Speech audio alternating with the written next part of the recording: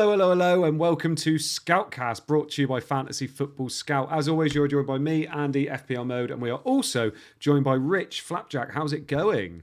Hello. Yeah, good. I'm just seeing those arrows pop up on the screen now, the red arrows. Don't. I know. Literally, like, obviously, we're not joined by Seb tonight, which is a massive shame. He was the only one on a green arrow this week. So that's why I said he couldn't come on, unfortunately. But yeah, no, he was on a green arrow. He's gone above me now, unfortunately. But bit of a weird week this week, isn't it, Rich? Yeah, I never expected that many free hits to be in play. I know we talked about it for a while. Obviously, I didn't do it myself, but it's been popularly talked about for weeks and weeks on end. And then when I saw Johnston's EO, because you were talking about a player no one had, I saw that and I was like, oh my God. It was like 50%, wasn't it? Yeah, it was higher than Kane. I've gone from there's the list of players I want to blank each week, and it's like Kepa, it's Kane, and just suddenly Johnston and Gakpo and Jesus, they were all right up there. Martinelli was almost at 100% EO. Oh my goodness. Nah, it was such a weird week. And like you just said, sometimes as well this week, you were thinking, oh, I want this player to blank. And then they'd haul and it'd be like, oh, that didn't actually affect me as much as it usually does, or as much as I thought it was going to. Like Isak for me, still 10% owned. Obviously he got a haul, but trying to pick those front three on free hit was so tricky, wasn't it? Well, I don't know. I know you didn't. But... I was kind of stuck with my front three. Yeah. Which to be honest, I was happy with my front three. Yeah. Totally. We talked about if you'd go for Kane or not last week. Yeah. I think that was a tricky one. Yeah. I think I wouldn't have gone for him myself, but I was quite surprised that he was so lowly owned, because I feel like people have become quite attached to Kane because he's returned almost every week. Well, and it was some goal that. It was. It's cracking goal. Yeah. I mean, it sums Kane up this season, doesn't it? In terms of they were getting absolutely spanked. He takes on two men, gets past them both. Tight angle, left-hand side, left-footed finish as well. Yeah. Fair play to him. Yeah, even as a double Newcastle defence owner, I couldn't be that annoyed when you see a goal like that. In a game like that where they're getting absolutely battered. Yeah, exactly, and they really were as well. Like, obviously, it says a lot that Stellini's now gone as well. Like, he's already been sacked, so they got Ryan Mason back in. New manager bounce for the United game probably. But yeah, it's a really, really weird week. I've never done this before. I've now achieved a red arrow on a free hit. That was fun. That was good fun. A 4K red arrow. No, 3K red arrow, I think it was. I was doing okay, but then went into the last game with just Trippier and Solanke. Of course, they both did nothing, did they? And Isak did quite well. I will say, though, on that differential free hit team I showed you not that long ago, I did have Jacob Murphy on it.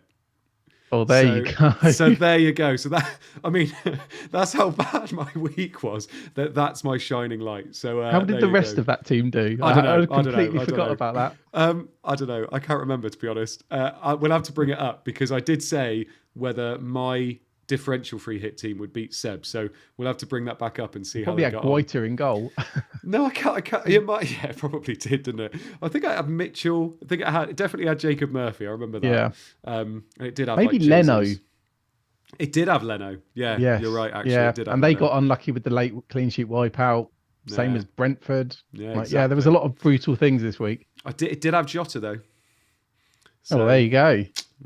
We'll see how it got on. People will go back and go, you had none of these players. Right. Shall we have a look and see Darwin. how we... Yeah. FPL Spartans, a red arrow on a free hit in a blank game week. Take some doing, Andy. You've unlocked another achievement. Thank you. I'm just all about the achievements. Right. So looking at my points this week then. So I had Johnson in goal. Brilliant, 10 points. Trent with 5, Trippier with 2, and Gabriel with 1.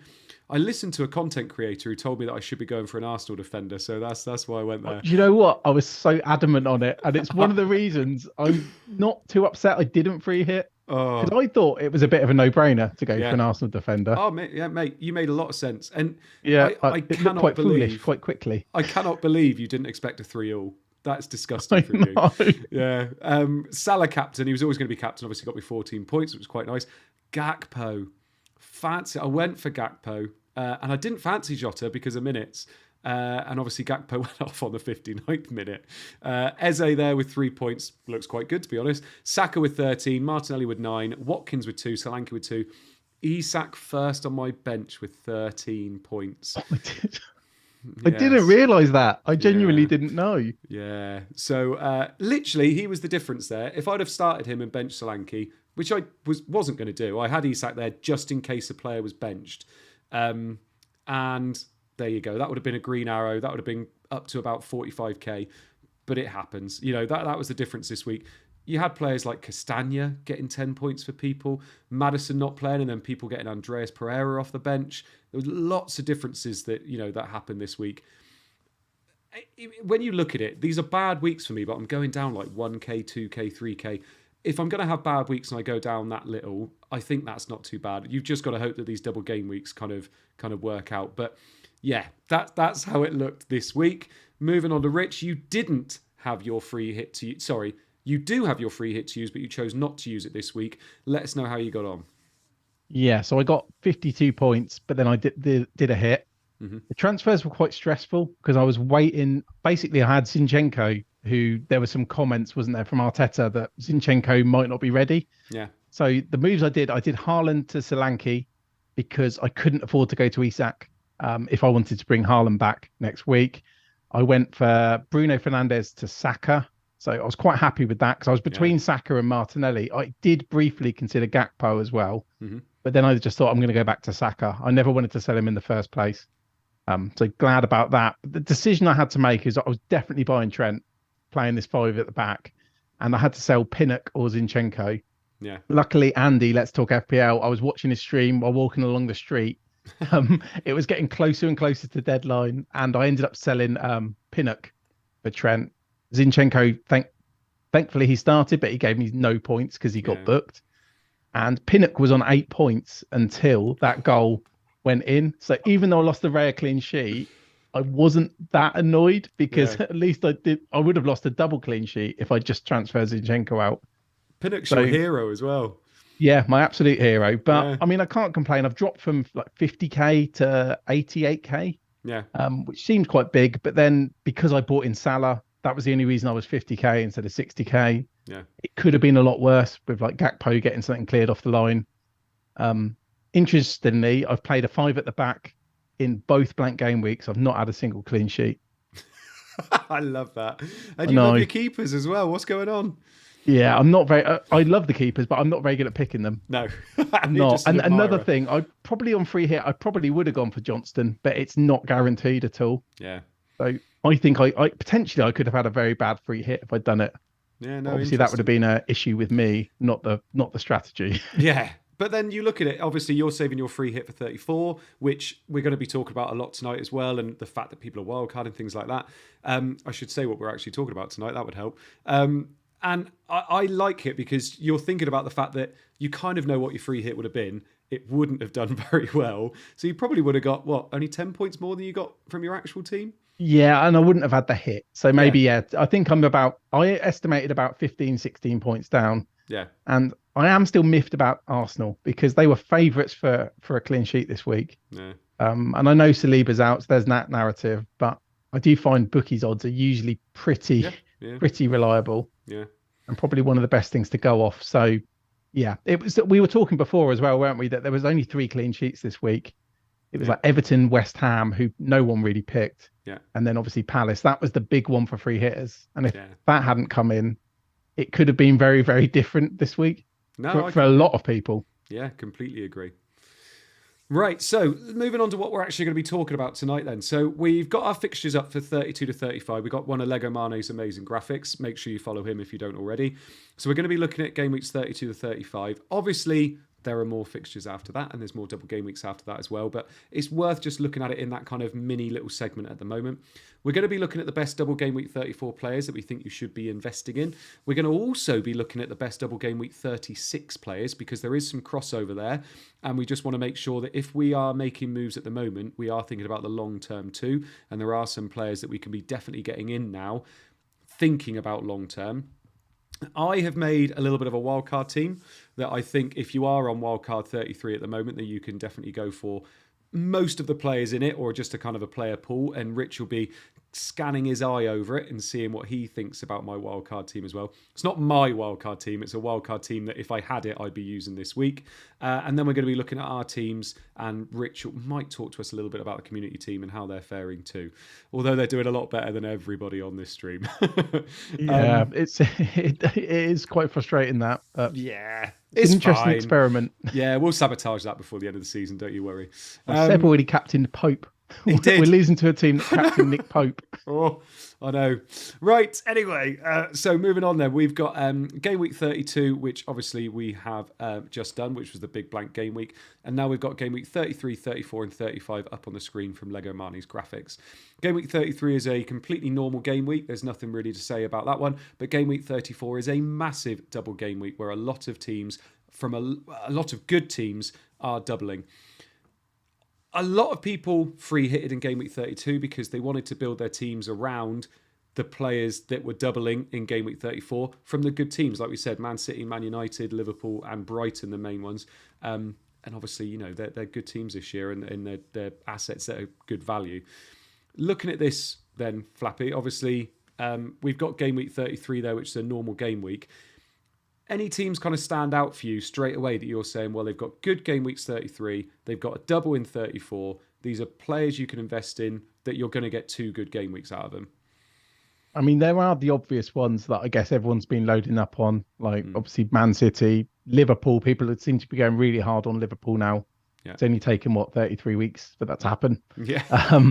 But I think we're almost so close now. I think a few weeks ago, I was just looking at what teams have a double, and that was probably about it. And now as we're getting closer, I'm looking at which teams have good doubles and which teams have bad doubles. Yeah. I think it's worth saying, obviously Man United and Brighton are brilliant to load up on because they've still got a couple of doubles left.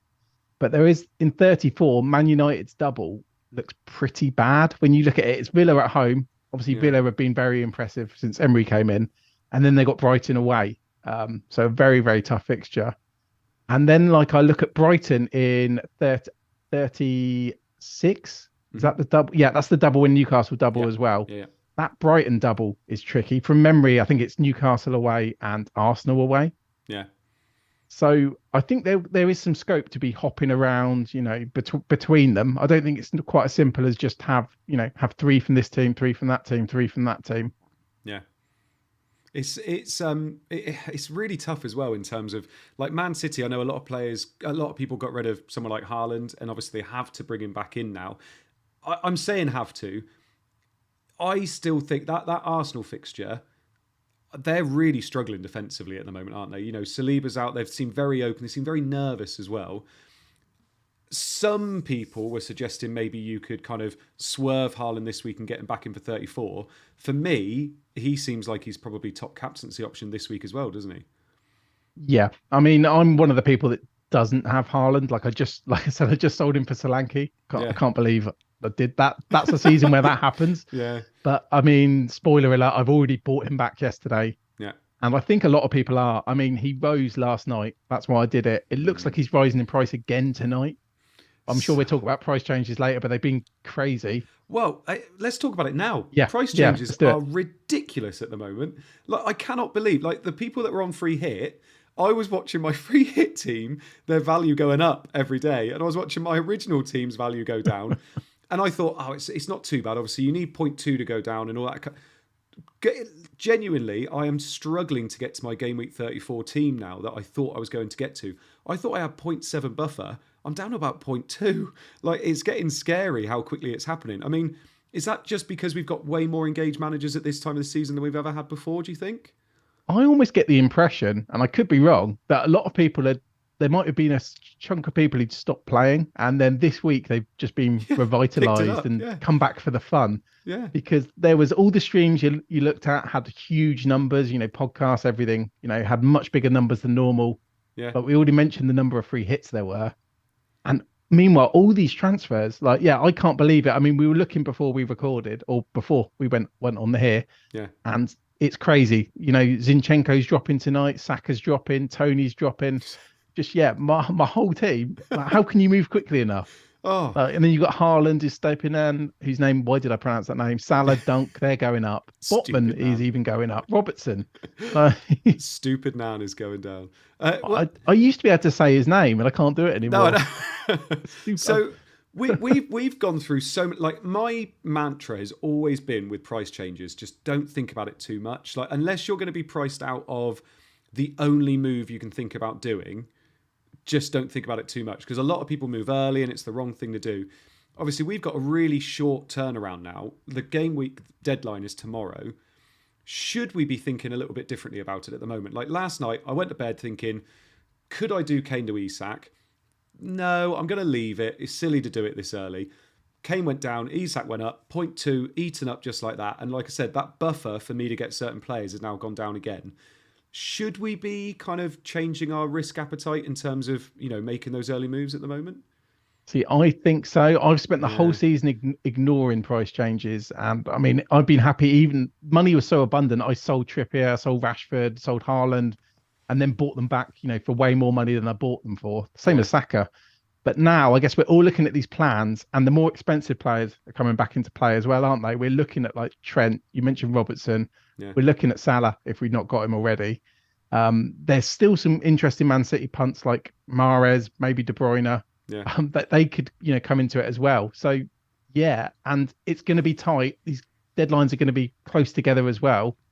This game week's interesting because a lot of press conferences aren't going to be till after the deadline anyway. yeah, I know. Apparently, we might find out if Bruno trains tomorrow, but that seems to be Because we don't one play thing. till Thursday, so we're not going to Yeah, really know too much before that, are we? just if he trains tomorrow, that I think that would be the only thing that we Yeah, might find out before the deadline. Bruno Fernandes was in full training, yeah.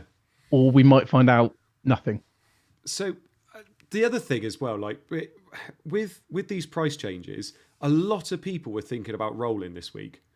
Just roll, go into game week 34. Game week 34 is lovely. You've got 2 free transfers, could do a mini wild card, could take a -4, and that seems fine. That seems like a long way away with the amount of transfers we're having at the moment. If you've got zero point 0.3 buffer to do your moves, are you better off doing a move this week or even taking the -4 this week and getting your players and then just taking, doing a transfer next week? Because you might not be able to do those moves in game week 34. I mean, I guess it's worth saying that game week 34 is Saturday, It so is, less than a week, but the and you way could it's probably do your moving, transfers on Friday. yeah, true, yeah, Yeah, and we were talking before, weren't we, that Liverpool, like for example, if you get priced out of Trent or Robertson, I mean, Liverpool play on Wednesday. This is Monday night now. yeah, Deadline's tomorrow. So you could technically, if Robertson or Trent come through the game unscathed on Wednesday, maybe you could do an early transfer on Wednesday if it's really tight. yeah. It's an interesting one. We got a few people in the chat saying that obviously wildcards are skewing the numbers and things like that, which is true. But wildcards shouldn't count towards price changes anyway. But these price changes are happening. Like we're not They making it. happened Yeah, all of last week. yeah, They happened last night. Like Kane up, Kane down, Haaland up. yeah. It's been crazy so far. But let's move off price changes. Then we did that for a little bit there, and I just wanted to ask you about Liverpool. Are they back in terms of attacking wise? All of a sudden, Trent and Robertson are back in our minds and they're actually getting returns as well. They don't seem to be so good in terms of clean sheets at the moment, but Salah seems to be back. Jota's now an option. Obviously, Gakpo didn't do very well this week, but last week he did very well. Do they seem... I know obviously they've got the double game week as well, and you've already mentioned the fact that people are loading up on them. Is that the right play? I think so. Yeah, But obviously, I've got 2 of them already, and I've had Salah for most of the season, apart from his 21-point haul. yeah, But yeah, I mean, they've scored 11 goals in the last 3 against yeah, Forest, Leeds, and Arsenal. That included missing a penalty as well. There's been disallowed goals, like Salah had a disallowed goal against Leeds, for yeah, example. So I don't know if they're back, as it were. Obviously, the last couple of fixtures have been quite easy. Maybe Arsenal aren't as good defensively as we thought. mm, In that game, for example. But yeah, I mean, I would want as a minimum Salah and Trent, yeah. like as an absolute minimum. Yeah, and actually, if you look at Salah and Trent, I think they're the most nailed out of the FPL assets we're looking at because Jota, Gakpo, Darwin. I mean, Klopp's already come out, hasn't he, and said we're going to have to rotate. If you look at the image up on the screen here, there's literally 3 days between Spurs, Fulham and Brentford. They're going to have to rotate those positions at some point, aren't they? You'd have thought so. But I think what's interesting is, I mean, I think I don't like picking players based on inverted commas form. Yeah. But let's say Jota scores a brace in midweek. I think it makes it a lot harder for Klopp to drop or rest him. Yeah. If you see what I mean, if players are scoring, the fans aren't going to fully understand if he's just dropped out of nowhere. So I will be paying attention to midweek as well. If you're not going for that Liverpool player this week, I don't think it's that reactive to do it because it's more about minutes in a double. Yeah. I was about to say it's more about minutes than points, but obviously it's not. But you'd hope the points lead to minutes. Yeah, exactly. Lovely stuff. And just looking at Arsenal there, obviously Arsenal go on a bit of a run now that's quite tricky. They got Man City away, not a nice fixture, obviously. Chelsea at home and then Newcastle away. A lot of people are selling their Arsenal assets. It does look like that's a sensible move if you're looking at fixtures, doesn't it? I think like Saka, Martinelli, Odegaard, they're probably quite easy sells. Probably not quite nice routes to get to better players who double. Yeah. I don't have a problem with like I've obviously got 2 Arsenal defenders. I'm potentially going to keep at least one of them. And I mean, I wouldn't mind saving one of them till Wolves in game week 38. Maybe they could play in the Forest game in 37. Yeah. Although obviously I'm aware that's a double. So I think if you've got a defender just tucked away on your bench from them, it's not a huge priority. I wouldn't have thought unless you can get to Trent or someone from them. Yeah, and they're not too expensive, are they? You're not, benching a lot of your budget, which is quite nice too. Because they're still ridiculously cheap. But yeah, I'm looking at the fixtures, and it's hard to even want to play Arsenal assets at the moment. The attacking assets, depending obviously on your structure. Although I'd love to, I'd love to play Saka against City, for example. Yeah, but I actually might have to bench him. But I think a lot of people have got bench headaches this week. Yeah, they have. I think I'm going to be benching him, but we'll talk about that a little bit later.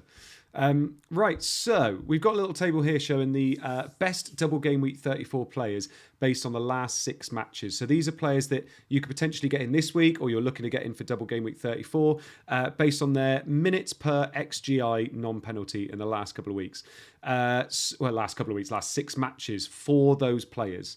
So Undav's at the top. Interestingly, but I'm not sure many people will be going for Undav. Then we got De Bruyne, Welbeck, Haaland, Salah, Alvarez, Pereira. Pereira's all over these lists. He's such a good asset this year. Anthony, Foden, Rashford, and then Diogo Jota.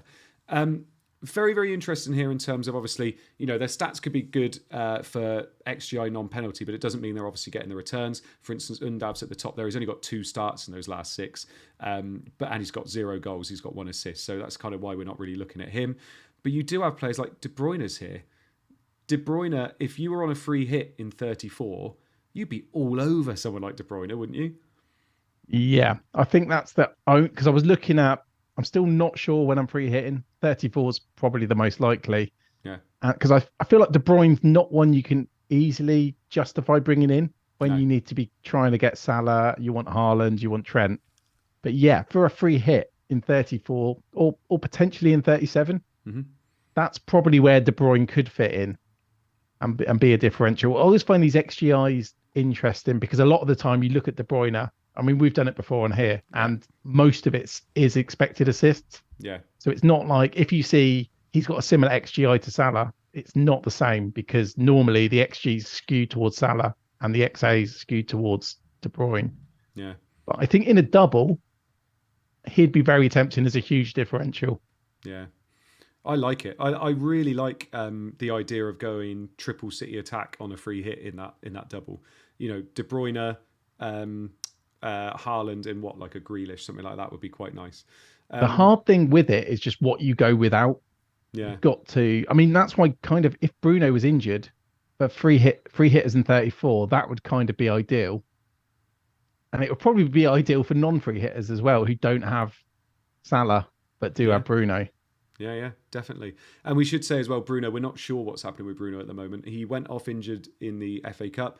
He sounds like he hasn't been training or won't be available, but we don't know anything concrete yet. So it's worth keeping an eye out for that. Yeah. Sorry, I keep mentioning that. He Yeah, didn't no, have his it's all right. boot on either when they were Yeah, celebrating. But yeah. he looked quite happy. He did. I guess you would, wouldn't you? Yeah, but it depends. It's interesting to see what's going to happen with him. The biggest thing is we might not get any news because they play Thursday, so it's really tough. I was talking to somebody earlier saying that I think I'd still get rid of Bruno anyway. I think he's shown that it's tough to trust him in a double game. It's a lot of money to spend on a player that we're not sure whether they're going to do anything. And if you've got that opportunity to move to someone like Salah or even De Bruyne, I think I'd make that move. Yeah, it's just the penalties with him. Yeah. I mean, if he is out, he probably makes Rashford a better asset. You know, if someone's sold, say, a lot of people sold Rashford, didn't they? Yeah. A few weeks ago. So I think that would make Rashford much more of a priority buy as well. It's interesting. I don't know whether it helps Rashford because you think we've lost Lissandro Martinez, Varane, Bruno. Obviously, Casemiro and Eriksen are back, but I feel like I don't think the team gets better because Bruno's out, if that makes sense. No, it makes perfect sense. Against Sevilla, we were absolutely dreadful without Bruno Fernandes. So it'll be interesting. I mean, Spurs are terrible at the moment, aren't they? But, you know, all of a sudden they got a bit of impetus about them with the new manager, and we're wondering whether, I don't know. I still think Rashford is somebody you want to own for the double game week anyway. He's on this list. He's cheap still. 7.3 million is still ridiculous for what he does. And he'd be on pens without Bruno, wouldn't he? Yeah, so I think you're right. I think it doesn't make Man United. It definitely doesn't make Man United better. I think it makes Rashford more tempting as an asset just because he's got the penalties. It's going to be a double game week. Yeah. I mean, something if I free hit in 34, something I'll be trying to do is get as many penalty takers as as humanly possible, really. Yeah, just so they can miss them. Yeah, I know, but yeah, that's the dangerous game we play. Yeah. FPL Ron Managers in the chat saying that it's just come out news that it's been reported that Bruno Fernandes could miss Man United's game against Spurs. Which is what we were expecting. Thank you, Ron. So further down this list, and Haaland, Salah. I mean, I think if you didn't own Haaland or Salah going into that double game week, you'd be a bit worried. In terms of, like we said, we want to get Haaland in probably for that Arsenal fixture. Would you prioritise getting Salah in for the West Ham fixture in 33? This is the kind of situation you're in, isn't it? Where you've got Kane, for example. It's a common situation. Yeah.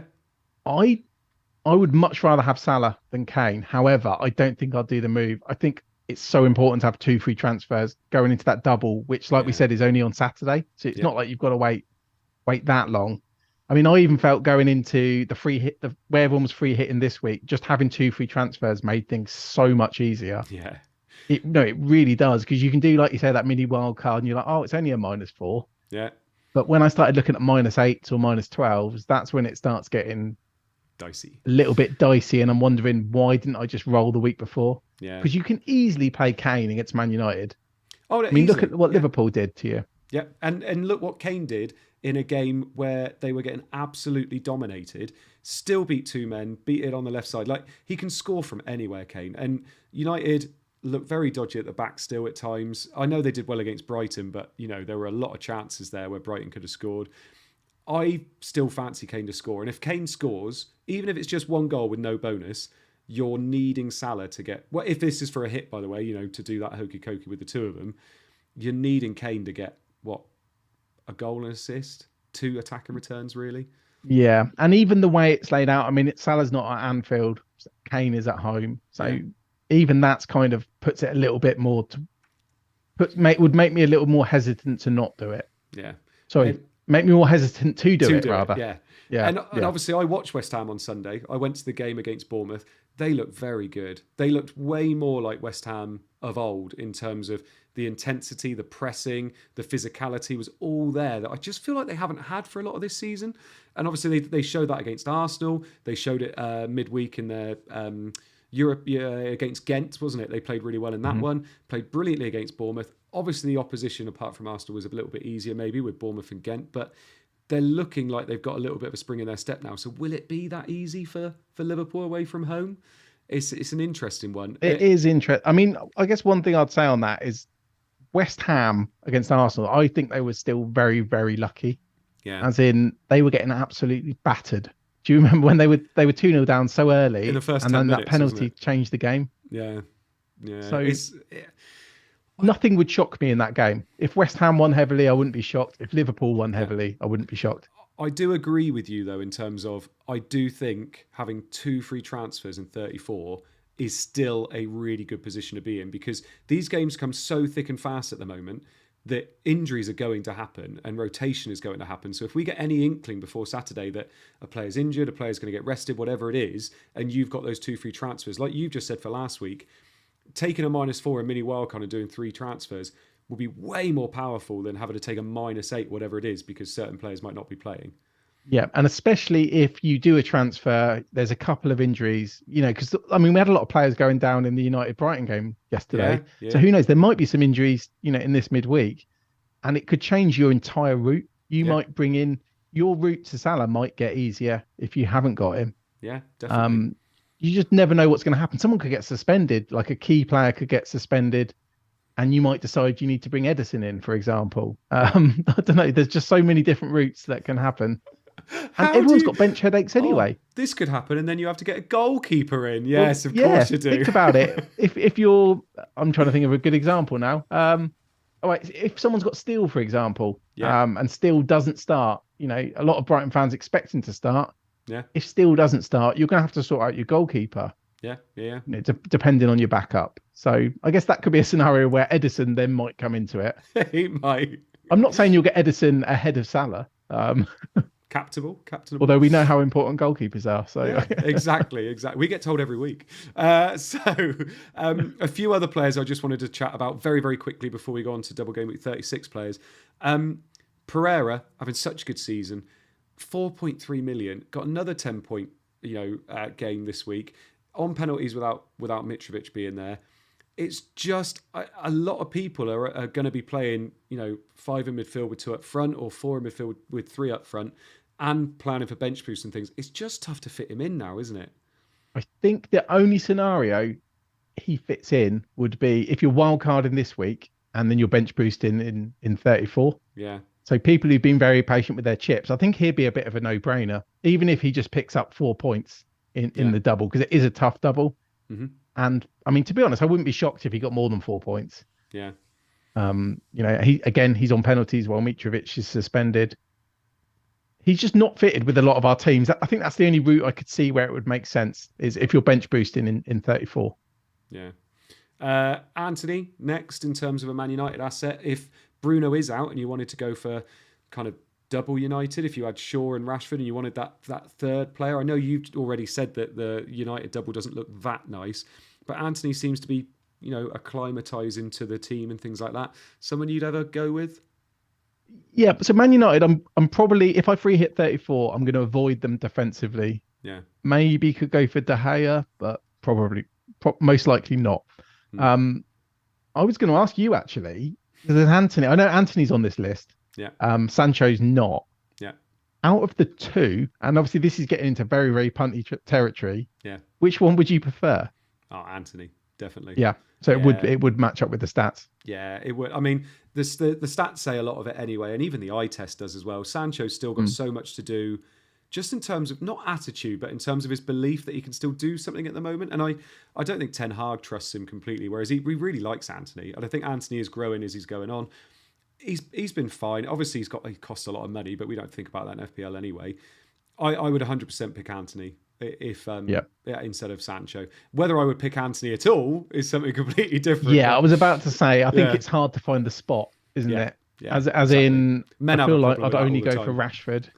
The Brighton midfielders, I mean, for example, people were worrying a bit about McAllister yesterday because he was playing deeper, but obviously then Veltman came on. McAllister went further forward. So McAllister, he's still on penalties. Again, he scored his penalty in the shootout. I mean, well, all the Brighton players did, apart from Solly March. Yeah, bless him. But yeah, poor guy. But I didn't mean that to sound sarcastic. No, I did feel for him yesterday. Yeah, I feel really bad for him. Anyway. But I think McAllister's still an amazing pick. I think he's still my favourite Brighton pick. He's so good. For getting from box to box, he's so ridiculously good. And that little thing he did with Matoma to almost score against United. Lovely. He's a lovely player. He really is. He is. And I mean, he even loves, even when he plays deeper, he still loves a shot, a pop shot from nowhere. I mean, they don't go in. Yeah. But He's you've so got a confident. chance at getting a goal. You think he's won the World Cup this year? I was looking at one point, he was obviously going to take the penalty against United, and I thought, well, a couple of months ago he was taking penalties in the World Cup, and now he's taking penalties in the FA Cup semi-final. He must feel no pressure. He must feel no pressure. Absolutely loving it's just an FA Cup semi against Man United. Easy, isn't it? Yeah. My mate Messi does this all the time. Last person I wanted to talk about on this list was Jota. A lot of people are thinking about Jota now. He's the hero of the free hit for a lot of people last week. I say last week, it's a couple of days ago, wasn't it? But I have my reservations about picking him moving forward. A lot of people are saying, do we go Isak? Do we go Jota? A lot of people in the chat have already asked that. There is a price difference. Jota is much more expensive than Isak. And obviously, the biggest thing for me is minutes. If you're looking at kind of how many minutes I'm expecting Jota to play moving forward, they've still got one of their biggest signings in Darwin that's, on the bench and will be coming on at times. I think Jota, for me, I would be swerving quite hard. I don't know how you feel. I think this is a perfect reason, again, if you're not sure what moves to do, just to roll and wait till Friday. Because I think what happens midweek is going to change. Well, it may well change nothing, but I think it's going to make it easier to decide if you want to go for Jota or not for 34. Because that's going to be the key week. I don't really think this week is the one where you're like, I have to get Jota now, away at West Ham. So I think it's another reason to wait. Wait and see, because you just never know what's going to happen in the game. He could get injured. He could haul and then be subbed after 60 minutes. In that scenario, I think he's going to be very, very popular on free hit or for people downgrading Kane. Yeah. I still hate the fact he's a forward now. I was about to say the same thing. He was brilliant as a mid. And I remember last year when a few of us got him in before Christmas, I think it was, and he obviously got a brace. As a mid, like getting a brace is lovely, but just up top, I don't know. It's that little. But then again, we've got this whole midfield problem at the moment. So maybe him being a striker is better. If you see what I mean, because that's otherwise we wouldn't be buying him at all. If he was a midfielder, it's the fact that he's a striker that that he's tempting. Yeah. And it's why we're probably not going to look at Gakpo, not just because Gakpo was subbed after 59. I think he was unlucky. He had the shot cleared off the line, but it's because he's that midfield spot. Yeah. So I do think Jota and Darwin could be key to it. If there's a couple of injuries midweek again, there's so much speculation when we try and do 2 game weeks at once. Yeah, there is. So do you see a world, because obviously you're on free hit in 34. Do you see a world where you have, it's about midweek as well, but do you see a world where you go for Jota on your free hit? Yes. Yeah. Yes. Because picking that striker after Haaland is really, really difficult. I mean, another one I've looked at is Martial. That just worries me in a double, because it's not just it's minutes, because he might get injured as well. If he makes it to 34, I'd be impressed. Well, yeah. So I think there's a couple of options really, like, because the second strikers are so inverted commas bad, I wouldn't want to go for a single game week one. I think it is literally like Jota, Darwin, Martial. Yeah. Maybe there'll be some more clarity on Brighton, because Brighton have got a couple of, like, if Ferguson comes back from injury, for example, they got that midfielder in Cisco, who's actually a forward in the game. Is it in Cisco? What, Thong Song? No, that's Cisco, isn't it? Enciso. Enciso. Yeah. Enciso. I think that's how you say it. That's how they say it on the radio anyway. Yeah. Yeah. So the forwards are bad, and potentially it could open up a 4-5-1, because actually that's an argument against Jota. On free hit, I'll probably go Trent and Robertson, and then have Salah. Yeah. And again this week, I know they didn't get the clean sheet, but you kind of saw why. Just one clean sheet in that double, and you'll be over the moon. It's so interesting how, like, the different courses you're on change how you look at different players. Like Jota, for me, I'm going nowhere near Jota. Even though he's got that double game week, I'm going nowhere near him. Free hit, it's like, actually I can see myself having him. And it's that difference, isn't it? So for me, I'm looking at someone like Isak and saying, Isak's someone I'd be going for this week. And Jota, I know a lot of people are going for Jota. I just think Isak is more of a, you can just keep him in your team now until pretty much the end of the season. Whereas Jota, every week you'd be like, please be playing, please be playing, please be playing. I'd still get that a little bit with Isak. Because of Wilson, yeah. There was, I think my decision's been made for me, as with many others, because I've got Botman and Trippier. That seems quite popular. Yeah. And there's the worry with Isak that he was benched in a double last time, wasn't he? He still came on and scored. He did. But there's still that worry. Is he going to play, consistent minutes? He was subbed early for Wilson, or early-ish for Wilson, but obviously they'd already won the game. Yeah. He'd already hauled. Yeah. And I was looking at bringing in Schar as an alternative to Isak. It was very much between Isak and Schar. Schar showed why he's... If you could turn back time, you get Schar, wouldn't you? Oh my word. That was actually really good. Thank you. Oh, God. Right. Anyway.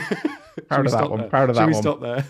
But yeah, how do we continue after that? Yeah, exactly. I think I'd risk Isak. I think he's obviously going to be very popular. Yeah. But I think that goes without saying now. I think it's rightly so, though. It's just to me whether... Like, hang on. So double game week 36, we can just bring up these players now because it's dominated by Brighton and Newcastle. And we should say, by the way, Brighton, I think we've got 6 game weeks left. They are the only team with 9 fixtures in those 6 game weeks. Yeah. It's ridiculous. But that 36 is when their fixtures are bad. Yeah, exactly. So it's ridiculous how many fixtures they have left. Newcastle also have the double game week in 36. Obviously, we're kind of future planning here a little bit by getting those Newcastle players in. A lot of players have at least one defender in Trippier. But the problem with Trippier is, if you own Trippier, you're not getting a lot from his points. So double defence is obviously the way to go there.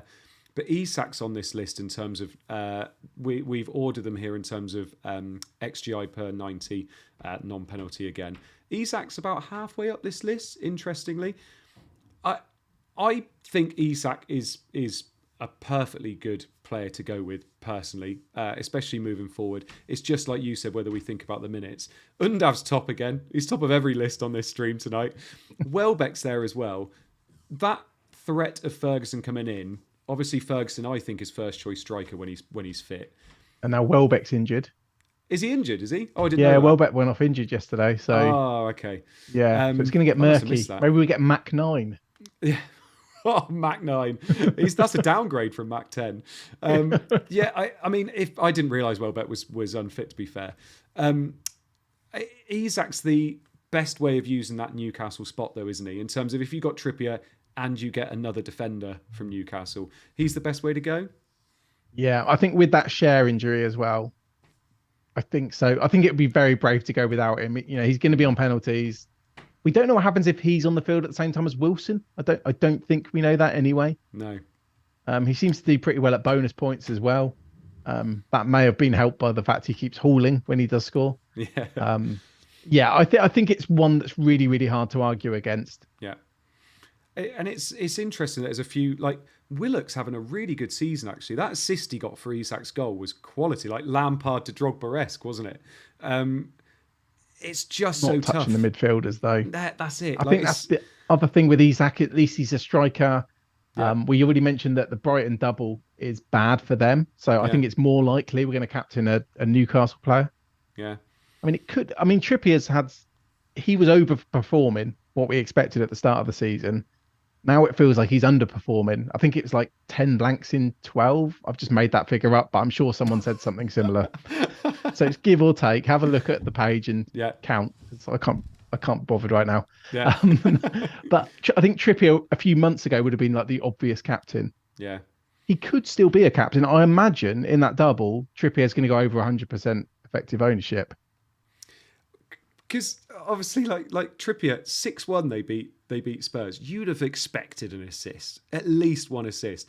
But for Schar to walk away with 2 assists, I know. Trippier's due, isn't it? Like, this is ridiculous. He went through so long of getting an attack and return or a defensive return for, what was it, like 12 weeks or something ridiculous? He did, but he got so lucky. We saw it in this game, actually. Like, he didn't get lucky in this game. Yeah. But there was a series of games before the World Cup. Do you remember when I had triple Newcastle defence? There was a series of games. You love a triple defence. Yeah, and Newcastle kept going like 3 or 4-0 up, quite early on against teams like Fulham and I think against Wolves. And Trippier would get subbed about the 70th minute. And every time Trippier was subbed, they would then concede, which would inflate his bonus. All the Botman owners are there in tears. And So I do think he was quite lucky earlier in the season as well. Yeah. As great as he is, obviously been the best defender in the game. I'm not denying that. But I'd expect something in between the two, in between where he was at the start of the season and where he's been the last few weeks. Yeah. No, I agree. Right. Would you like to have a look at my little wildcard draft? Yes. Yes. Lovely stuff. So this is what I mocked up earlier using, let me just move that down a bit. For some reason, it's jumped up. There we go. So this is using FPL Team. Absolutely fantastic app, especially with all these blank game weeks and double game weeks. It is so good using it. So make sure you do use it. Peter's usually in the chat. He's an absolute legend. So this is what I've come up with for free hit. God, it's still in my head. This is what I've come up with wildcard. Let it go. Yeah. So if I was on a wildcard this week, this is pretty much what I would be going for. Now, this is without a bench boost, but even with a bench boost, I think this is pretty much what I would be going for as well. Everson would change. I'd probably go for Pope or someone like that. Well, not Pope. I'd probably go for somebody that's playing. Maybe Fabianski. Steele would be good, but obviously we don't know what's going on there. But I'd probably go for someone like Fabianski. Watkins is an interesting one, but I'll talk to you about that. For all those that are listening and not watching live, I've got Edison in goal, Estupinan, Trippier and Botman at the back. And I've got March, Salah, Matoma and Grealish in the middle with Haaland, Isak and Watkins. I've got Trent, Shaw and Rashford on the bench there. Obviously, when it comes to the double game week, Trent would 100% be in the lineup, obviously. And those Newcastle lads would probably be on the bench. I quite like this team in terms of it's got the Salah, it's got Trent, it's got the triple Man City, it's got Edison in there. I know Edison is kind of a bit of a sticking point for a lot of players, but there you go. I think most of this kind of picks itself in terms of the amount of fixtures left for these players. It was hard picking a third United asset. I think that's somewhere where a lot of people, because I think Shaw and Rashford pick itself, but then the third asset was quite tricky to go for. Watkins is another one. I feel like Watkins is somebody you need this week, but then you probably look to move him on next week to, if you wanted to go for a Diogo Jota, for instance. Obviously, I haven't got Robertson either. This, I think, was maxed out in terms of value. What do you think at the moment? What's kind of sticking out for you at the moment in this team? I think there's a few things. I know we were just talking about Jota. I would definitely want a third Liverpool as the first thing. And obviously, getting Robertson in is going to be very expensive. You'd want triple Liverpool for 33? Yes. So, okay. Well, not necessarily 33. I want them for 34. So I guess 33 would just be, you'd just end up with them. So I think I would go for Jota over Isak. And then I would have, and then I'll do Jota to Isak in for their double. So I think I'd delay that a little bit. I guess you have to go for Watkins with the fixture this week. Although if you were wildcarding next week, I don't think you'd have Watkins. I don't know whether you could afford, in this team, you could not afford to go Jota over Isak, by the way. Because it's an extra 2 mil. Okay. So you'd need a lot more money. Okay. So yeah, that would just be something, I guess, for someone like a baller, like someone who's got loads of money. Flush with cash. And just an idea. I'll definitely have McAllister over March. Yeah, probably over March. Yeah. I'll still go for him. Although, to be honest, I wouldn't argue against it. It's very, very close. Mm-hmm. That's my personal preference. Again, you're probably going to say money's an issue. Instead of Grealish, I'd probably look at Mahrez. I think I would look at Mahrez still. I thought you were going to say De Bruyne then. Yeah, just add an extra 6 mil to the budget. No, I'm not that. And then I'll put Son in. No. I'd probably try and get to Mahrez over Grealish if I could. Obviously, I know you're going to lose minutes there. Yeah. But, I mean, it sounds like Mahrez and Haaland are going to share penalties. Yeah, I guess Mahrez has to be on the pitch to be doing that. Yeah. I'll just find that more exciting, but I understand why you wouldn't. The Stupinan, I'd go for Dunk. Yeah. I was thinking I've been saying it for a while. I keep feeling like he's going to be benched. Someone linked me to, I can't remember who it was now. I think it was Jack. So shout out Jack. Jack showed me, like, in his career, Estupinan's, I think he's played like 200 games and got 20. I'm just making stats up here. He's not got that many attacking returns in his career. Right. Considering how attacking he is, based on the eye test. I think I'll go for the safety of Dunk. Okay. So yeah, some more exciting picks there, like going Mahrez over Grealish, but then completely dullard, boring. Wanting to go for Dunk over a Yeah. Stupinan. But So I you're think the moving general around the idea risk. is the same, isn't it? Yeah, I It's think just so. different City players or different Brighton players. Yeah, I mean, Brighton's so easy to get triple up of anyway, isn't it? You know, and if we get any confirmation that Steele will be playing this week, I think Steele is a really good pick because he's so cheap as well. I think that's absolutely fine, and I think the hard bit was picking the third asset in a lot of these teams. Salah and Yeah. Trent nailed. Do you go Robertson? Do you go Jota? United, Rashford and Shaw nailed. Who do you go with as that third asset? You know, Man City, Haaland. I still like Grealish. I think Grealish is absolutely fine moving forward. Who's that third asset? Even Isak and Trippier were pretty nailed for me, although I do like your idea of going Jota to Isak if you've got the money to be able to do that. Who's your third asset? So there was a lot of kind of 6 or 7 of these were absolutely nailed, and it's who to get as a third one.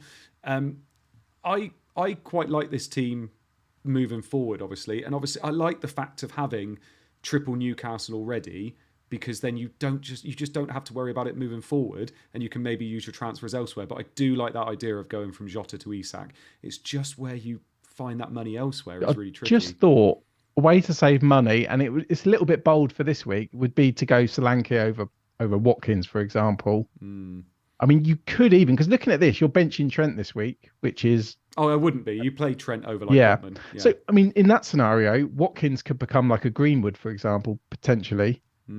But then if you're going for a Man City mid, I think you want a bit more of a bench. And it was actually a point I was going to make. The schedule, so Man City have got 2 brilliant doubles. The schedule in between, though, they've obviously got the Champions League semi-finals. Yeah. It's really, really congested. And I do think the Man City midfielders are all going to be rotated. So you will want a decent bench. Yeah. It No, I even got agree. me thinking about Alvarez. I just don't think he's going to have enough minutes. But we talked about how the strikers are a bit of a struggle. Yeah. Could you just sneak away like an Alvarez on your bench and just try and play it by ear, try and get lucky? It's whether you want a City defender as well, isn't it? Like, and we say this every time it rolls around, and they haven't been great defensively this year, and they always seem to concede the odd goal.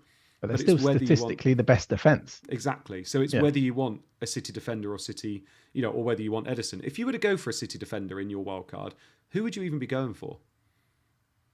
I've not had a City defender since the World Cup. Before the World Cup, I've just avoided it all. I had a Kanji, and that went well.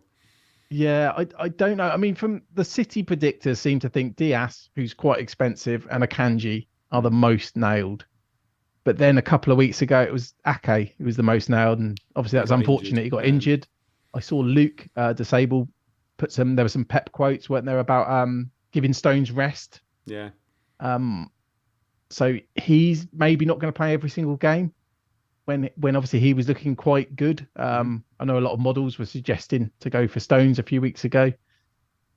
So probably Diaz, but then he's expensive. I think that's why Edison is just perfect. A bit like Edison was perfect earlier in the season. And well, you saw how that went for me, didn't you? Yeah, exactly. No, I think the core of this team, I think pretty much everybody has to have Trippier, Brighton defender, March Matoma, McAllister Matoma, whoever it is. I think those 2 Brighton midfielders are lovely. Salah is got to be in there. Haaland's got to be in there. The strikers, I still think Isak is fine in terms of, you know, he's got a nice fixture this week. He's got the double in 36 as well. I think that's fine. Trent, Shaw, Rashford, I think are going to be in pretty much everybody's. It's just them picking those fringe players, I think. Yeah. So this is where I would be roughly. Yeah, I mean looking at the non-negotiables, it's basically Haaland, Salah, go for 2 Brighton midfielders. Yeah. I think Trippier and Botman is a no-brainer. Yeah. Like I think it's still the way, despite they've not been keeping clean sheets. Interesting, you've not got any Chelsea, but their double does look bad. Yeah, it does. Yeah, and I'm looking at a lot of my Chelsea and just thinking, no, I don't want a lot of them. I mean, I've got no Chelsea, so I'm kind of glad, as in, because it's been something in the back of my mind. Like, are they suddenly going to become good? Are they going to become reliable? But I know it's looking less and less likely under Lampard, isn't it? It is big time. So it's I think this is what a lot of people have as their kind of their core, and then it's just building around it. So, screenshot this if you want to, and then blame me later on. Right, looking at my team then. So this is our bus teams moving forward. So my bus team for this week, tomorrow, is I got Raya in goal. I don't think I'm going to be playing Raya in goal. I think I'm going to be playing Kepa. Then it's Estupinan, Trippier and Botman, McAllister, Mitoma, Grealish and Rashford, with Watkins, Haaland and Kane up top. Haaland is my captain. I've got Saka, Shaw and Zinchenko on the bench at the moment. Tough benching them. I'm not expecting a lot from them in that City game. I'm really not. I'm expecting, if I'm honest, I'm predicting 3-0 City, and I'm really struggling to play any of my Arsenal players over any of those players I've got. I'm not playing Zinchenko. It's just Saka, really. It's whether I play Saka. But even then, who do I bench for Saka? I'm not going to be benching those Brighton boys against Forest. And that's it. Grealish is the one. He's the one probably bottom of my list. Or Rashford. And it's like, I'm not going to be benching Rashford, especially if Bruno's not playing and Rashford's on pens against Spurs, who are dreadful. And Grealish, I just still fancy Grealish. So it's a real tough one. I think that's probably how I'm going to line up. I don't want to play Shaw over Botman. I think Botman and Trippier are fine there. I like that double defence. And Shaw, I'm playing Kane. I'm pretty sure I'm going to be rolling. I'm pretty sure I'm going to roll. A lot of people have done Kane to Isak already. Everton away, I know Everton have been quite poor recently, but still Everton at home I think can keep clean sheets. And do I then get Salah in and do Saka to Salah this week, because Salah has West Ham? West Ham away, I've just said they're playing quite well at the moment and they seem to have that vigour back as well. I think I'm just going to roll and then do the Kane and Saka to Salah and Isak next week, and do the -4 and do Zinchenko to Robertson now, because I can't afford Trent. That's the plan at the moment. If I get priced out of Robertson, I'm not sure what I'm going to do, to be perfectly honest. Because I don't want Van Dijk and I don't want Konate, to be perfectly honest. So I'm not sure what I would do then. So yeah, we'll see what happens. I'm pretty sure I'm going to roll. Van Dijk could still be fun. Although I guess it's you've had this idea in your head, you're going to get Trent. It's already been shattered and you're going to go for Robertson. Yeah, I can understand why you'd mentally not want to, but I just look at Van Dijk in my thing every week and go, oh God. Like, the other thing is, do I not get Isak at all and go right down to Solanke, Iheanacho, somebody like that? Because Isak doesn't double until 36 anyway. So do I use those funds, go down to somebody like Solanke, Iheanacho, because I'm going to bench him anyway. And, I'm playing Isak in 34 when he's got a single against Southampton. So do I go down and then get Trent and then somehow free up the funds for 36 to get Isak? I know it's an extra transfer, but I think that's the way I'd do it. If it wasn't for the doubles, I wouldn't even be looking at Isak, I'm sure. Maybe some people would be. I'm just not. I think there's so many 90-minute players, 90-minute strikers, aren't there? And he's not necessarily 90 minutes. Yeah. Don't get me wrong, he's a very good player. And like we said, he's on pens, but I'm happy to delay that until, the eve of 36. Yeah. And I messaged somebody earlier saying, actually, in terms of priority, I think I need to prioritise Trent over Isak. So I agree completely, because that's what's coming first. Exactly. And like I said, I'm looking at Isak in my team in double game week 34 and thinking, well, he's got a single game week. I know it's against Southampton, which is nice, but Trent's got that double and it's a lovely double. And I think if I get Isak and it prices me out of Trent, I think that's the wrong move. I think I need to get Trent. Yeah, I'd rather have Trent in the double than Isak against Southampton. Yeah, and exactly. I know we talked about it last week, didn't we? That Southampton's defense isn't that bad. Yeah. I know, as in statistically, it's not horrific. Yeah. Newcastle can be very hit and miss as well. They went that whole period of time where they weren't scoring goals. Yeah, 100%. And then they've gone periods of time when they're, doing what they did against Spurs at the weekend. Yeah. Also, it's worth saying against Spurs, everything was going in at the start of that game. Yeah. And so I'm not saying it's lucky, but no, I think it's fair to say it's lucky if every shot is going in. Yeah, yeah. There's fortune there. I think even teams would agree that, if you're 5-0 up after 21 minutes, something's gone right luck-wise. It's like FIFA. Yeah, it literally is. Yeah. Yeah. Spurs were writing a letter to the mum by the end of the match, weren't they? Do you remember doing that? No, you used to do it on FIFA. If you won by more than 5 goals, you used to have to write an apology letter to the person's mum. Remember that? For wasting their time. How old were you? What's that?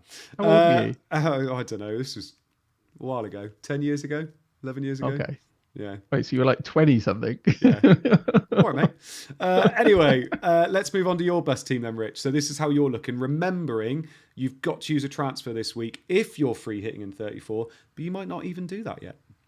I've already used my transfer. Oh. I'm just waiting for it to come up on the screen so I can remember my team. Oh. Yeah. Oh, did I send you my old team? No, I didn't. This is my new team. Cool. I was trying to remember what I did. Yeah, I looked at Solanke. I was like, well, he's Solanke there. I remember now. I did Tony to Haaland last night to beat the price changes. He's gone up last night. He's about to go up again. So I've got stealing goal, hopeful that he gets his spot back. That seems to be the consensus around Brighton fans, but obviously we're going to know in 33. Yeah. It's another reason when I knew he was ill that I thought about delaying free hit, because at least I get to see this week, still plays, or if he doesn't. Yeah. If he doesn't, I'm in panic mode later on in the season. Yeah. But that's a problem for another day. So I'll be benching Raya, so that's going to go well.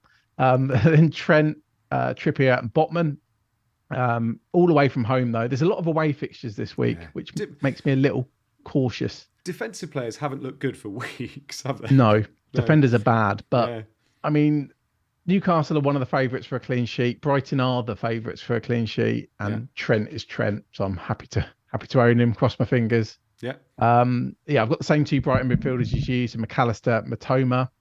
Got Rashford. Salah is my vice captain at the moment. Then up front, I've got Solanke away at Southampton, Watkins home to Fulham, and then Haaland captain at home to Arsenal. I've got 3 Arsenal players on the bench. I've got Saka, Gabriel, and Zinchenko in that order. I really don't want to bench Saka. I'm sure you don't either. I know you thought that it was going to be a 3-0 to City. I think the game's going to be quite close. I do think Arsenal will have to go for it. If they go 1-0 down. Have to. Yeah. Yeah, he's on. I keep talking about penalties, but he's on penalties. Mm-hmm. We've had that confirmed from Arteta that he'll take the next one if he's on the pitch. Yeah. Hate benching Saka. The only way I could really not bench him is if I bench Rashford away to Spurs. But yesterday he put me off that quite a bit, even though Rashford played 120 minutes. Could bench Matoma. Forest are quite good at home, but that feels horrible. Yeah, Solanke would be the obvious one. I think that's the one people would say to me. Yeah. But, I mean, Solanke away at Southampton, both teams are going to want to win that. Bournemouth still put up quite good attacking numbers. He had 4 shots in the box the weekend. Yeah, he's on pace. He hit the post, didn't he? I'm finding it sounds so weird. I was so happy to get Saka back. I had him, since before the World Cup. Been happy to captain him. Yeah, I've got him benched for Solanke, and I'm not sure how this has happened, but I can't see myself benching Solanke. It's tough. I mean, it's the same as me. I just don't expect a lot from Saka this week. That's the problem. And I think I'd be playing him out of fear of the fact he's highly owned and, he could do something. But I just don't expect him to. I expect City to, basically show Arsenal, this is what you need to do if you want to be champions. And I expect that completely. If it was at Arsenal, I think it would be a bit different. Oh, I agree. Yes. But at the Etihad, I think that makes a massive difference, personally. Yeah. I could be very wrong. I like that, and I hope you're right. I've also been looking at even, really trying to get confirmation bias with stuff like Solanke's looks quite good away. Saka is much better at home. Solanke scores a lot of goals away from home. Yeah, well, I wouldn't say a lot of goals. More than he does at home. He scored a couple of goals. He scored 1 goal at home, I think. No, was it? I can't remember what the stat was, but it was something terrible. I can't remember what it was now. But yeah. I mean, his away record still not it's not going to make many players blush. Yeah. But it's just that fixture. It's it's such an important fixture. Yeah. South Coast derby, building the narrative here. Well, they've got the thing is as well with those games, like Bournemouth have Southampton and Leeds. So those games, if they lose both those games, they're losing points to the teams that are below them. They cannot lose both those games. So it'd be really interesting. I think Solanke looked fine at the weekend. It was a tough game, and I think he looked fine. So yeah, it's someone that I might even get in for Kane. Yeah. But just with transfers, I bought in Haaland. Bit Yeah. of a no-brainer. Whether I free hit or not, I think I am going to free hit. I've said this before, though, haven't I? Yeah. I think I am going to free hit in 34, but it's very possible to delay it till 37. I've looked at 38. Nothing feels great. My team's actually not that well set up for the doubles. Yeah, I suppose you've got. Depends on Steele. Yeah, it does. I think Steele's a big one there. Steele, Solanke, Watkins. I suppose you've got a few there, and you've got. I've still got three Arsenal players, which is probably not very common. I think free hit makes sense. And I don't have a Chelsea player. Like a lot of people have got Chilwell and Kepa, for example. Yeah. Which they may end up holding on to till 37, even though it's not a great double. Yeah. Instead, I've got the Arsenal guys. So yeah, my team does look a little different, doesn't it, to the template on the fringes? Does. That's good though. That's good. It's not been great the last couple of weeks, but yeah. Community team. Seb will be sending out some tweets and that tomorrow about the community team. Obviously, it's a very, very quick turnaround, so make sure you tune into what Seb is planning for the community team, or what you're planning based on what Seb says to do. So make sure you do that. I don't know what it is at the moment. I've just clicked on it. 18k. Oh, lovely. Free hit this week, got 77 points. Oh. Double Palace defense with Gahey and Johnston. Other jam did it get? Isak, obviously. Saka and Martinelli. Did have Gakpo and Jesus, though. And Castagna last on the bench. Oh, lovely. Yeah, but doing 18k. We were all above that not long ago. Yeah, I know. Awful. We'll be above it it's soon. It's going to catch Joe at this rate. Yeah, it will. Right, let's go back to our main screen and have some questions from the community then. So we've got, I think we peaked about 800 people in the chat tonight, which is fantastic. So thank you so much for joining us. Obviously, we know the deadline's tomorrow, so thank you for taking in our content. We always appreciate it. And well done. Well done. Thank you if you're listening after today as well. Chuck us in your questions, community. We'll answer as many as possible, as quickly as possible. Obviously, we don't have Seb tonight, so I will try and answer a few as well and see how we get on. Rich, I've been really impressed with you recently. You've been so quick with your answers. So gold star for you, my friend. Have I? You've been pretty quick, yeah. The other week, you said it so quickly. I went, anything else? You went, no, I'm doing it quick. Done. Yeah. Right, here we go then. They are all starting to flood in now. Historia Film says, is it a no-brainer to bring Haaland in even for a -4? Yes. I think because... And also, we didn't touch on captaincy much. I think the captaincy is quite close between Haaland and Salah. Yeah. Obviously, Haaland's safer. And then you've got the doubles. Yeah. So, yeah, get it done. I think so. And also, because no matter what Haaland does, it's going to cost you more than a -4 in what he does to your rank as well. Like, it's ridiculous. And the prices are crazy, as we touched on as well. So that could block you from other things. And yeah, no, I think it is. Junie says, could you rank captaincy picks this week? I know the obvious one is Haaland, but I'm struggling between Kane, Watkins, Salah. Yeah, I'd say top 3 would be Haaland, Salah. Yeah, then Watkins does look pretty decent actually. Yeah, I'd agree with that. That's my top 3, I think. Definitely. QG123 says, is Salah actually essential to bring in? We won't captain him until at least game week 38. See, I think there are arguments to captain him this week and next week. Mm-hmm. As in, it's close enough to... Yeah, I'd say he is essential. I mean, people faded Haaland, didn't they, and went without him. So you could try it. Yeah. I wouldn't say... I've always said this. There are very, very few players that you could ever put essential next to. I think Haaland's one of them. I think Salah, in the way he's playing at the moment, potentially is edging towards that essential thing. I would say so.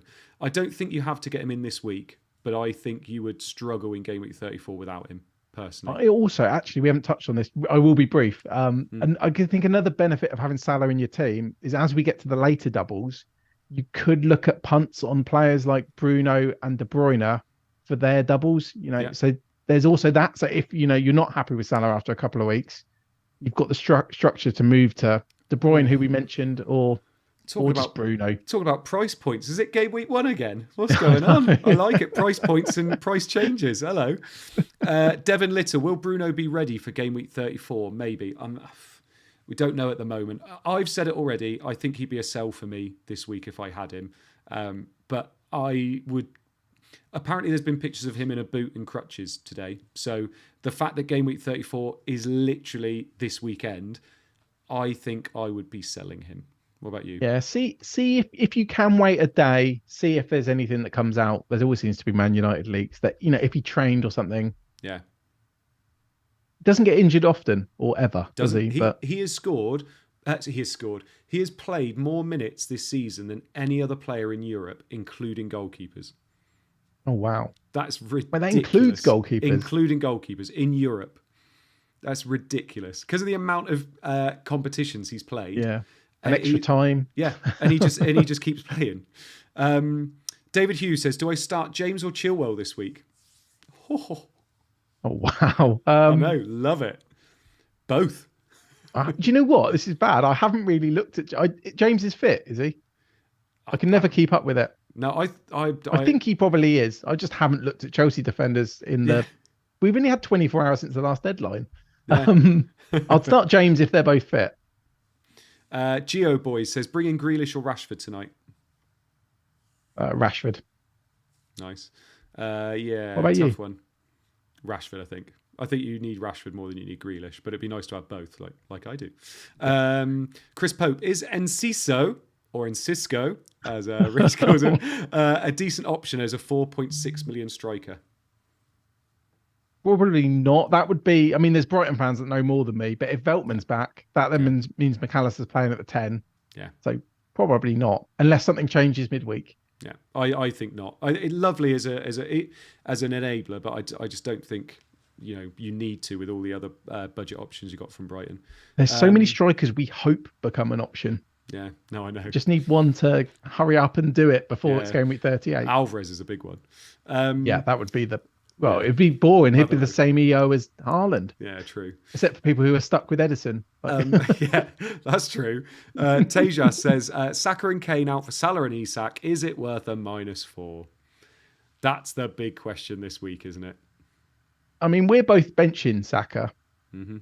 I think it applies what we've talked about, though. I think it's better to wait if you can. I don't think it's worth a -4. And that's where I'm going this week. I'm going to roll, I think. This could be wrong. Pratik says, is it worth taking a -4 to change the goalkeeper? I've got Raya and Steele. That's the same goalies as me. Yeah. I don't think there's anything wrong with them. You play Steele against Forest. Calm down, Rich. Oh, calm no. Yeah, I don't think there is. No. Got me doubting myself now. But no, if you play Steele against Forest, if he doesn't play, Raya away to Chelsea is not bad. No. Considering, Raya makes a lot of saves. It's certainly not -4 difference, is it? No, but in that scenario, obviously I'm looking at free hitting. If I wasn't, I'd want to roll because then you might need to react to that as well. Yeah. And quickly and decide if you're going to go for Sanchez or if you're going to do a complete, swap. Yeah. Boller 4D says, is Trent essential even for a -4? Again, for me, not this week. Next week, I think I will. For a -4, if you can get to Trent for a -4, I think I'd do it. Yeah, next week. I mean, I think it's going to be almost impossible to not, if you've got a route to do it next week for a -4. Because I found it hard enough this week. For a single game week, a blank game week, I had to do a hit for Trent. I couldn't imagine going in without him. Yeah. So that double is good. Yeah. Do two more. Let's have a look. Matt Henley says, who are the best Fernandes replacements, excluding City, United and Brighton? Oof. Excluding all the players. Yeah. All the players that double. So maybe he's free hitting in 34, so he wants to know, who do I bring in for Bruno? Excluding City, United. I don't want to say Gakpo. No. I mean, Salah would be the obvious one if you can get to him, because it's not that much more. Yeah, basically, unless you go, But then if he's fit, do you need to do it? I mean, it sounds to me like Salah, but yeah. And last one. Which two keepers? This is from Shay Thornton. Which two keepers would you pick for bench boost 34? Okay, that's where Steele might come in quite nicely. Yeah. Because he's cheap. Obviously, you'd have to see if he plays this week. Yeah, Steele and Edison could work. I guess the one problem with Steele and Edison is they then both double at the same time later in the season, and you'll have to bench a doubler. Yeah. Maybe that doesn't make sense, actually. Well, that's tricky. All right, so either Steele or Edison, and then pair them. I think I'd like to go Pope. I think I'd want Pope, personally. Difficult. What about Leno and... Yeah. Leno and Edison? Because if you go Steele and Pope, keepers again. They double in the same. This is the thing; they're important to all strategies. Yeah, they are big time. Yeah. So go on. So who would you go for? Maybe I might need more time to look at this, but I think Leno and Edison might make sense. Yeah, I like it. It's not cheap though, is it? No, it's not. I had Leno and Edison for ages. It actually was all right. It wasn't that bad. I think I did. So my nephew asked for some help doing his wild card this week, and I think I went for Pope and Edison because he was like, I know that's a lot of money, but I think I went for those two because of the way their doubles fall. It means he gets quite a lot of fixtures out of them both. But and he was bench I see what you mean. Week. Yeah, and he was bench boosted next week, and you can always downgrade one at some point. It's just the money though, isn't it? And then finding the transfer to downgrade them. Yeah, that's exactly. Why if you go Steele, because Steele's kind of the same as Pope. Yeah, I like it. It's just where the Steele plays. That's the thing. Yeah. Right. Chat, thank you so much. Like I said, we peaked at about 800 people, which is fantastic. So thank you so much for joining us. And thank you if you were listening on the pod or to the stream later on as well. Rich, thank you so much for joining us tonight. I hope you enjoyed yourself, my friend. Yeah, no, all good. I had fun. It wasn't long to prepare though, was it? It was literally the game week ended on Sunday, went to work, got an alert coming home from work that it's 24 hours to the deadline. Yeah, I know. So quick this week, isn't it? Yeah. But yeah, obviously we hope everybody remembers that the deadline is tomorrow night. Is it 6 o'clock? I think it's 7:30 is the first game, isn't it? Yeah, I think it's I'm gonna be 100%. Because it's all on Amazon, isn't it? Oh, is it? I think so. No, it's all on BT. Yeah, is it BT? Oh. Yeah, 6 o'clock. So actually, thank you for telling me, because normally it's 6:30. Yeah. I knew the first one was 7:30, but so yeah, thank you all for joining us. Hope your arrows are green moving forward as well. And remember, lots of deadlines coming up. This is the fun part of FPL. So we will see you again next week. Make sure you hit like.